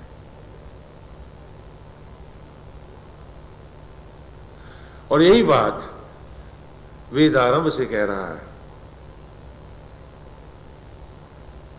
कि हर व्यक्ति में सचराचर समाया हुआ है। सारे सचराचर का छोटा चित्र मनुष्य तू है। भले सवाल वहां बड़े बड़े दिखते हो, लेकिन उसके सारे सूक्ष्म उत्तर तेरे भीतर रखे। चक्षु ले भीतर चल, पढ़ अपने को, जवाब मिल जाएगा। श्रीमद् भगवद गीता में भी इन 5 प्रश्नों का उत्तर भगवान ने दिया है अर्जुन कि अर्जुन, जिन्हें तू कहता है मेरे तेरे अपने हैं, वो न तेरे कभी थे न है।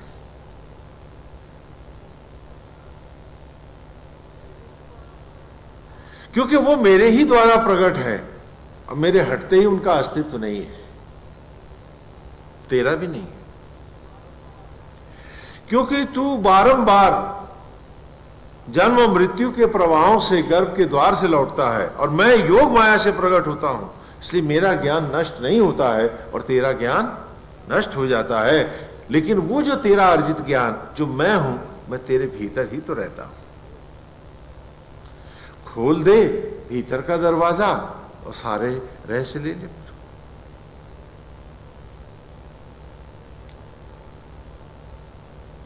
और किसी भी मार्ग पर जाने के लिए तुझे इनको मारना पड़ेगा।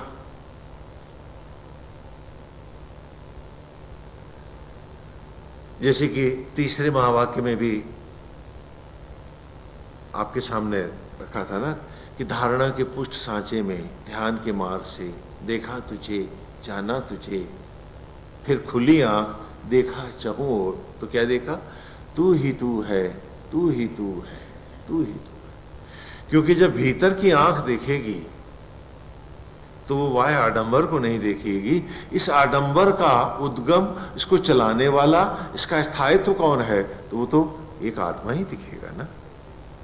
तो जब भी आंख सत्य की देखेगी, वो तुम में स्त्री और पुरुष नहीं देखेगी, तुम में जात और पात नहीं देखेगी, तुम में संप्रदाय नहीं देखेगी, एक गोविंद ही तो देखेगी। क्योंकि तुम सबका उद्गम, तुम सबका स्थायित्व, तुम सबका प्रकट होना और टिके रहना एक आत्मा पर ही तो निर्भर है। तो जब भी सत्य की आंख खोजेगी तो उस बिंदु को ही तो खोजेगी जिससे तुम प्रकट हो रहे। और जब असत्य की आंख धूमिल हो जाएगी, हाँ, जब चक्षु नेत्र बनेगा तो सारे भेद देखेगा, स्वाभाविक है। फिर जड़त्व से नाता होगा। एक बार की बात है, एक जंगली था, जंगली आदमी था, कभी शहर गया नहीं था, पेड़ों पर रहते था जंगली, कपड़े अपड़े भी जानता नहीं था कैसे होते हैं, छाल वाल बलकल वगैरह लपेट लेते थे। तो एक रोज रात के अंधेरे में उसने सोचा कि चलो चले देखें तो शहर होते कैसे हैं? तो वो लुकता छिपता जंगली शहर आ गया।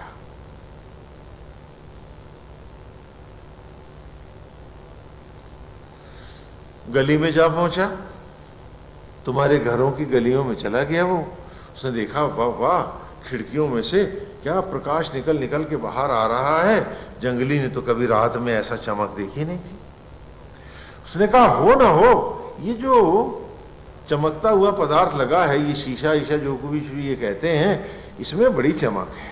लाओ मैं तोड़ के ले ना जाऊं जंगल में, ये मेरे पेड़ पे भी चमकेगा रात में। और उसने एक शीशा तोड़ा, खिड़की का पत्थर मार के, और शीशा लेके भागा। थोड़ी दूर अंधेरे में देखा तो चमका ही नहीं। उसका लगता है इसकी रोशनी निकल गई, तोड़ने से इसमें जो रोशनी फंसी हुई थी वो निकल गई। बेचारा जंगली अज्ञानी, आप सब लोग तो विद्वान हैं, ज्ञानी हैं, रोज बत्तियां जलाते बुझाते हैं, वो बेचारा क्या जाने। गया, दूसरा शीशा तोड़ा, फिर अंधेरे में जाके देखा तो उसमें फिर कोई चमक नहीं थी। और ऐसे उसने 6-7 घरों के शीशे तोड़े तो पकड़ा गया वो। शीशे क्यों तोड़ रहा है? तो गिड़गिड़ाने लगा कि हुजूर, माई बाप छोड़ दो मेरे को, मैं तो जंगली हूं, पेड़ पे रहता हूं, पहली बार फूले से यहां आ गया, ये देखा था ये चमक रही थी तो मैंने कहा मैं भी ले जाऊं, मेरे पेड़ पे भी चमकेगी। तो उन्होंने कहा, पगले, ये शीशों में कहीं रोशनी होती है खिड़कियों के? आ तुझे दिखाई। और लोग उसे, आप लोग उसको पकड़ के ले गए, कमरे में बल्ब जला बुझा के दिखाया। कहा, पगले, जब ये बल्ब जलता है तब इसकी रोशनी बाहर जाती है, रोशनी यहां इस बल्ब में है, और ये बल्ब बिजली से जल रहा है। कहीं खिड़की दरवाजों में रोशनी होती है? तब उस बहुत बार जब लोगों ने समझाया, तब कहीं जाकर उस जंगली की समझ में आया कि रोशनी कांच में नहीं होती, किसमें होती है? बल्ब में होती है। और वो भी कब होती है? जब उसमें बिजली होती है। हाँ, जंगली को समझ में आया ना। और हम आज तक नहीं समझ पाए कि वो एक बल्ब, वो आत्मा ही तो, बिजली ही तो है जिससे हर खिड़की और दरवाजा रोशन है। रोशनी की खिड़की और दरवाजों में होती, पर हमने तो सिर्फ खिड़की और दरवाजों की ही समझ रखी, बल्ब को तो हम हमेशा भूल गए। यही तो हमारा आज आसक्त जीवन है। मेरा भैया, मेरा पप्पा, मेरा फलाना, मेरा ठिकाना, मेरा घर, मेरा पैसा ऊपर आया है। अरे दरवाजे और खिड़की की रोशनी, कोई की रोशनी को देखने वालों, कभी अपनी इस नासमझी पर भी दुखी होगे कि आत्मा एक ही है जो हम सब में जगमग। तो भगवान कहते हैं कि अर्जुन, ये मेरे ही द्वारा है, मेरे ही द्वारा ये मारे हुए हैं, तू तो केवल निमित्त होकर युद्ध करेगा।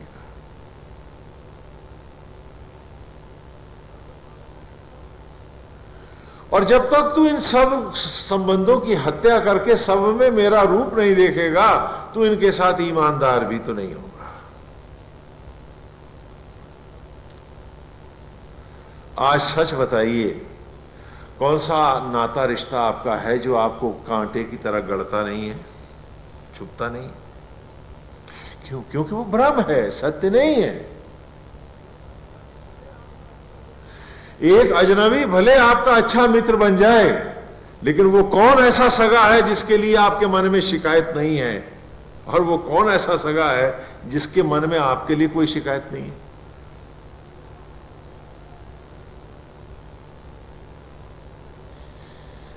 एक बड़ा चुपता सा सवाल पूछ रहा हूं आप सबसे। और आज अगर इस संबंधों की चिता जलाकर सब में राम का भाव रख लिया होता तो कहीं अच्छी निभती, कहीं प्यारी निभती, कुछ ज्यादा अच्छे सहयोगी बने होते, कुछ छल कपट की ये खिचड़ी तो ना आपस में हमारी पकती।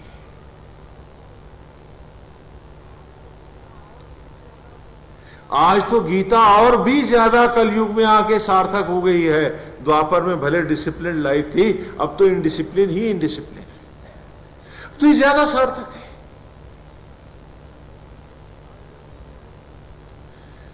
आज अगर सब में हम ईश्वर देखते तो आज ये संबंधों की कड़वाहट तो ना होती हमारे पास, और न्यौछावर को ही सत्य मानकर जिए होते तो आज इतने लेन देन के झगड़े भी ना हुए होते।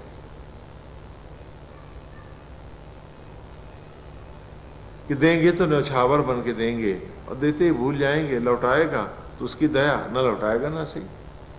अगर इस भाव में जिए होते तो आज आपके जीवन में इतनी कड़वाहट होती क्या? आज हर नाता रिश्ता आपको लगता है घर में पैरों वो बात रखते ही आपको लगता है कुछ लेने तो नहीं आया, कुछ ठगने तो नहीं आया, पता नहीं क्या करेगा। क्या ये सच नहीं है? यानी आज इस धरातल पर भी, व्यवहारिक धरातल पर भी आप देखिए, और सब में अगर एक नारायण का, कि सब में ईश्वर को देखते हुए स्थिति प्रज्ञ होकर, जैसे नाट्यशाला में नाटक के मंच पर कलाकार अभिनय का यथा अभिनय निर्वाह करते हैं, जीवन को एक अभिनय बांधकर निर्वाह करते रहेंगे और अंतर जगत में इस सत्य को बसाए रहेंगे, एको ब्रह्म द्वितीयो नास्ति। यही तो चिताएं जलाना है, और है क्या? ये भाव जो तुम्हारे लिए बेड़ियां बन जाएंगे, ये भाव जो तुम्हें कभी आगे न बढ़ने देंगे, ये भाव जो तुम्हारी ऋचाओं को सिर्फ ऋचाएं भर छोड़ देंगे, तुमको चलने न देंगे इस रास्ते पर, इन भावों को जला दो तो कदम सहज ही आगे बढ़ जाएंगे।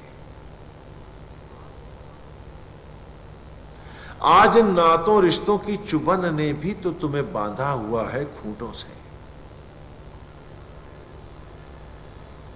और सिर्फ धोखा दे रहे हो अपने आप को।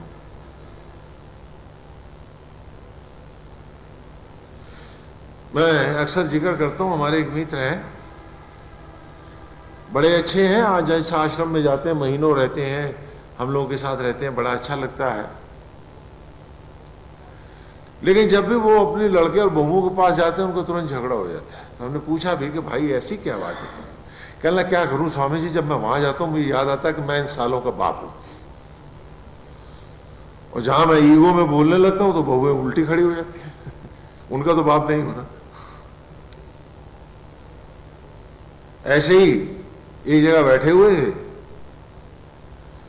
तो वहां उन्होंने कहा कि साहब हमारे जरा जमाई साहब को समझाइए, साहब 18 साल हो गए। तो हमने उससे कह दिया कि भाई सुनो, 18 साल तो यार तुम जमाई रह लिए, अब तो इंसान बन जाओ। तो वो मेरे से भी नाराज हो गए।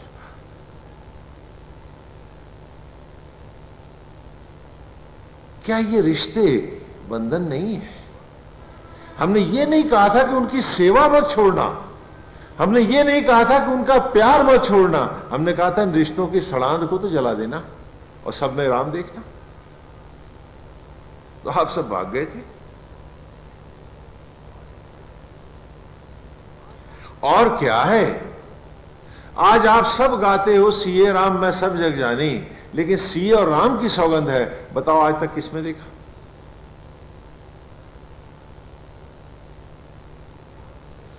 तुम्हारे रिश्तों की ये सड़ांध को ही मिटाने की बात गीता ने करी है, महाभारत में भी है कि अर्जुन तू निमित्त होके मार। हाँ, मैंने पिछले प्रवचन में भी आपसे बताया था ना कि सब में ईश्वर देखो, लेकिन कुछ जीव जंतु मनुष्य के रूप में ही आपको ऐसे मिलेंगे जो आपके इस ईश्वर के सत्य को भी भ्रम बनाना चाहेंगे और मजबूर करेंगे आपको कि आप तोड़ो, क्योंकि आप उनमें ईश्वर नहीं देख सकते उनके आचरण और व्यवहार के कारण। तो आप क्या करें, ये प्रश्न था। तो हमने कहा आप उनकी हत्या कर दो। कैसे करो? हत्या कैसे करोगे? अगर गोली मार दोगे तो 302 का मुकदमा बन के वो जिएंगे और तुम मरोगे, तो हत्या उसकी कहां, तुम्हारी हुई। तो कैसे हत्या करो कि एक है कीनी मार मनसों दीन उतार,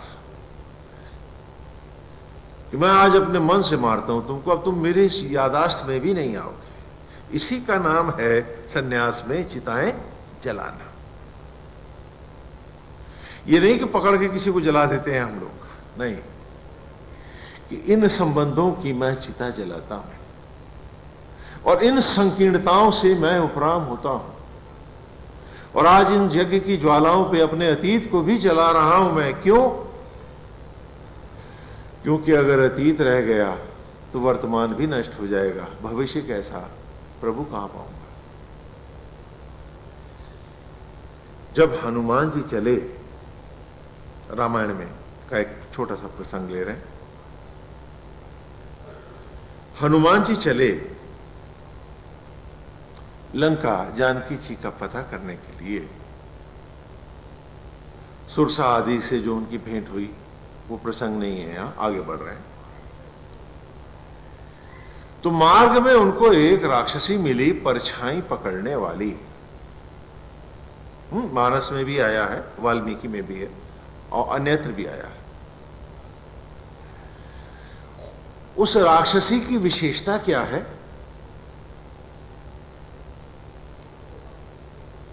कि वो किसी भी हवा में उड़ते पक्षी की जो परछाई सागर में पड़ रही होती है, वो उस परछाई को खा लेती है। तो उसकी परछाई को मुंह में भरते ही वो पक्षी, पशु जो भी हवा में होता है, वो सीधा उसके पेट में चला जाता है। हनुमान जिन्होंने सुरसा से भी पार पा ली, सूक्ष्म होके चले गए। लेकिन जब हनुमान जी इस राक्षसी के ऊपर से उड़ रहे थे तो अचानक उसने उनकी परछाई को मुंह में डाल लिया और हनुमान जी का तो आगे बढ़ना ही बंद हो गया और हनुमान सीधे उसके पेट में समा गए। हां, अतुलित बल के स्वामी, स्वयं रुद्र के अवतार पवन सुत हनुमान परछाई पकड़ने वाली राक्षसी के पेट में जा समा। वे भी नहीं बच पाए। सुन रहे हैं आप?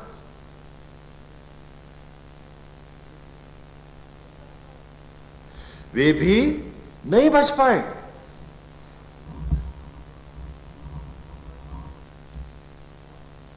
हनुमान जी ने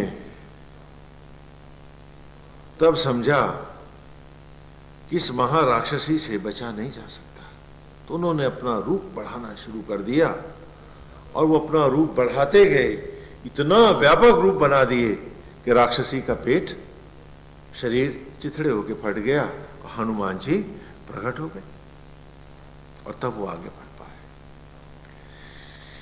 ये परछाई पकड़ने वाली राक्षसी कौन है?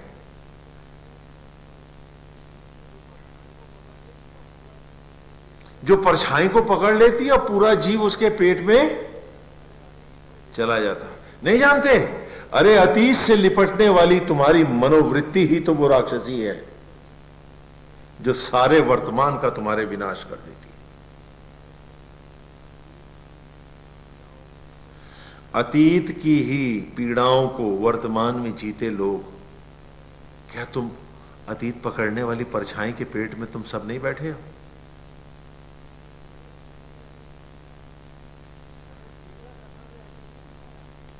यहां इस लीला कथा में हमने यही दिखाया है।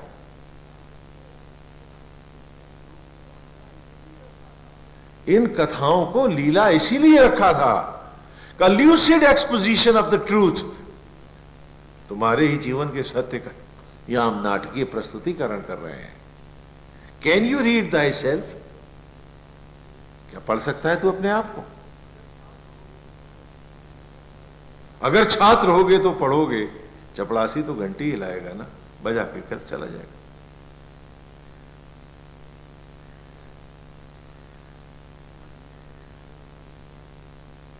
अतीत से लिपटने वाली तुम्हारी ये मनोवृत्ति ही तो परछाई पकड़ने वाली राक्षसी है। तो रे सन्यासी, रे ब्रह्मचारी, यदि तुझे आगे आना है, अतीत को यहीं जलाना है, यदि गृहस्थ से वानप्रस्थ होना है, तो चिताएं जला पहले और पूरी तरह से मन को धो डाल। क्योंकि जिसका अतीत नष्ट नहीं हुआ उसका कोई वर्तमान नहीं होता है, और जिसका वर्तमान ही नहीं है उसका भविष्य क्या होगा? क्योंकि कोई भी भविष्य पंगु है वर्तमान की वैसाखी के बिना।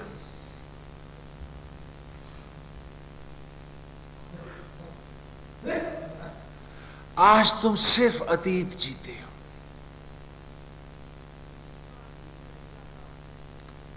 और जिसका अतीत नहीं जाता उसको वेद कुछ समझ में नहीं आता।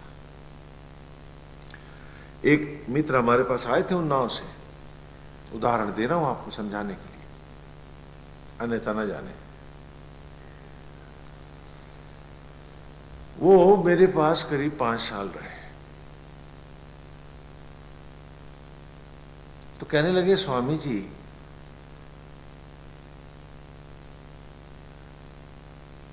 मुझको भी ऐसा ही क्यों नहीं होता जैसा आपको होता है, मैं तो आपके सारा सत्संग कर रहा हूं, आप ही के साथ रह रहा हूं।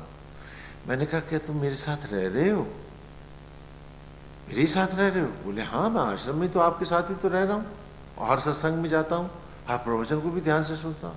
मैंने कहा ऐसा क्या, और तुम मेरे पास ही रहते हो? बोले हाँ, पिछले 5 साल से। बोले चाहिए हाँ, मैं आप ही के साथ रह रहा हूं। हमने कहा अच्छा कल बात करेंगे। रात्रि का समय था, उठ के चले गए और सवेरे उसको एक टेलीग्राम मिल गया कि तुम्हारे लड़के का एक्सीडेंट हो गया, बहुत सीरियस कंडीशन है, जल्दी आ जाओ। तो उसने टेलीग्राम देखा तो बेहोश हो गया, पानी की छींटे दिए, होश में लाए। हमने कहा मित्र वाजपेयी जी क्या हो गया, आप बेहोश हो गए, क्या बात हुई? कहला स्वामी जी मेरे लड़के का सीरियस एक्सीडेंट, सीरियस का मतलब तो आप समझते ही, शायद वो है भी नहीं और उसके तो छोटे छोटे बच्चे थे, अब उसका क्या होगा? हमने वाजपेयी जी एक बात बताओ, अगर किसी पड़ोसी के एक्सीडेंट की तार आती तो आप ऐसे ही बेहोश होते? बोले नहीं स्वामी जी ये मेरे बेटे की बात है, पड़ोसी की नहीं है। हमने कहा ये टेलीग्राम बोगस है, मैंने ही दिया है, तो अब बेटे का कोई एक्सीडेंट नहीं है, सीधे बैठो। और ये सिर्फ तुम्हें ये बताने के लिए दिया है मित्र कि पिछले 5 साल तुम मेरे पास नहीं थे, तुम उसी लड़के के पास थे जिसने तुम्हें जूते चप्पल से मार के घर से भगा दिया था उन्नाव से, और रोटियों के टूटे तुम आश्रम में पड़े रहे थे, और यहां रहते हुए भी तुम उसी के चरणों के दास थे। क्योंकि हम सन्यासी जानते हैं जिनका अतीत नहीं जलता उनका कोई वर्तमान नहीं होता, और जब इसका वर्तमान ही नहीं है तो इसका सत्संग क्या करेगा? ये तो अतीत में बैठा, ये मेरा साथ क्या करेगा?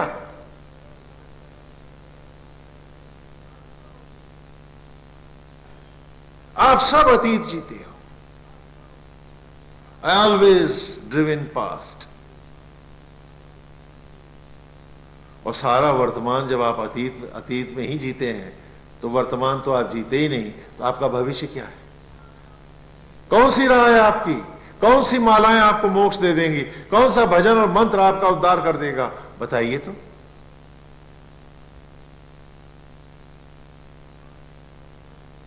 इसलिए यहां जो बड़े पर्टिनेंट क्वेश्चंस हैं अर्जुन के गीता के आरंभ, और बड़े ही सुंदर जवाब है पूरे बाकी 18 अध्यायों में भगवान के, पहले अध्याय छोड़ के बाकी 17 में,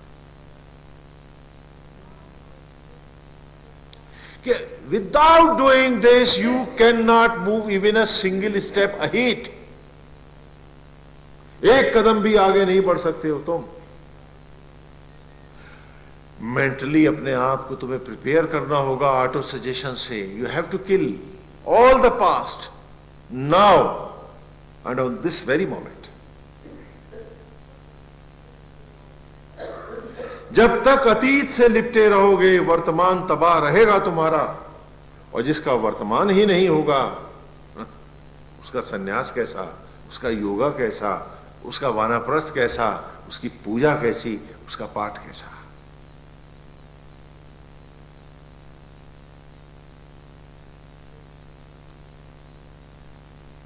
यज्ञ कर सकेगा वही जो अतीत को पूरी तरह बिसराकर सबको गोपाल के चरणों में रख देगा। इसीलिए भगवान ने गीता में कहा कि अर्जुन जिसने पुण्य और पाप, शुभ और अशुभ, पाप भी वो अलग नहीं, अपना सर्वस्व मुझे अर्पित कर दिया है,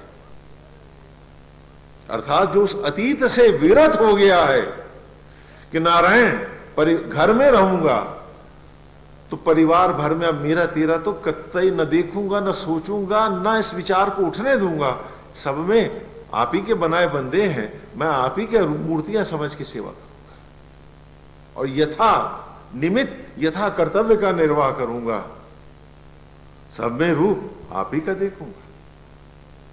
हर सेवा नारायण आप ही को न्यौछावर होगी, भले इनकी करूंगा।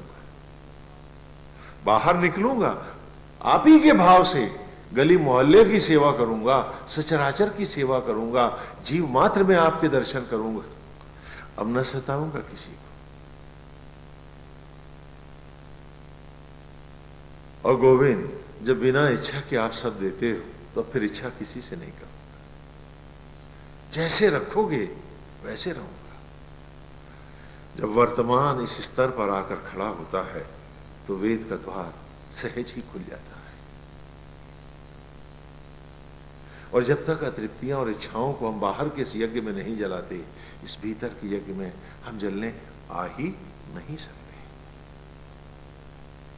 बाहर यज्ञ का आचार्य है, उपाचार्य है, सामग्री है, सांकल्य है, समिधाएं हैं,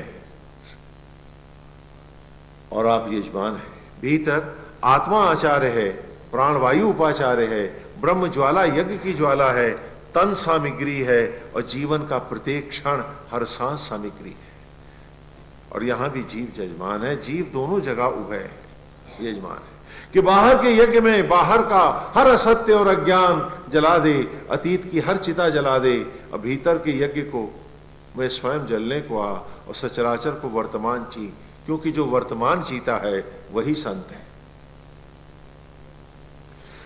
अतीत संत नहीं जीता। क्यों? ईश्वर का भक्त है तो वो अतीत नहीं जिएगा, आसक्त ही अतीत जीता है। बाग में खिला है फूल गुलाब का, एक खूबसूरत गुलाब का फूल खिला है बाग में, देखिए आप। क्या आप बता सकते हैं इस गुलाब के फूल का अतीत क्या है? वो सड़ा हुआ गोबर, वो खाद जिससे गुलाब बना, तो अतीत क्या है?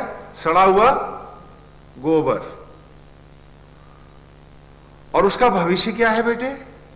सूखी मट्टी। वर्तमान ही तो खिला गुलाब है। तो जब भी तुम वर्तमान जीते हो, खिले गुलाब से जीते हो, तभी तो प्रभु को प्यारे होगे। सड़े गोबर को मुंह में पल के बैठोगे तो अपनों को ही अच्छे नहीं लगोगे, गोपाल को कहां पसंद आओगे। और मलते हो अतीत का गोबर ही मुंह पर, और चाहते हो कि तुम्हारी मालाओं से बहल जाएगा। सोचो, विचार करो। ये सोचने के लिए दे रहा हूं तुमको।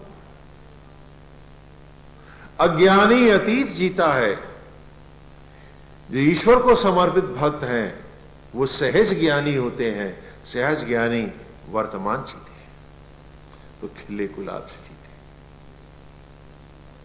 और वो जानते हैं कि मूल्य एक ही धन है हमारे पास, उम्र का, ये गया तो हम निर्धन हैं, कोई धन नहीं है हमारे पास। और ये धन भी हमारा नहीं, पिता का दिया हुआ है, उसका न्यौछावर है।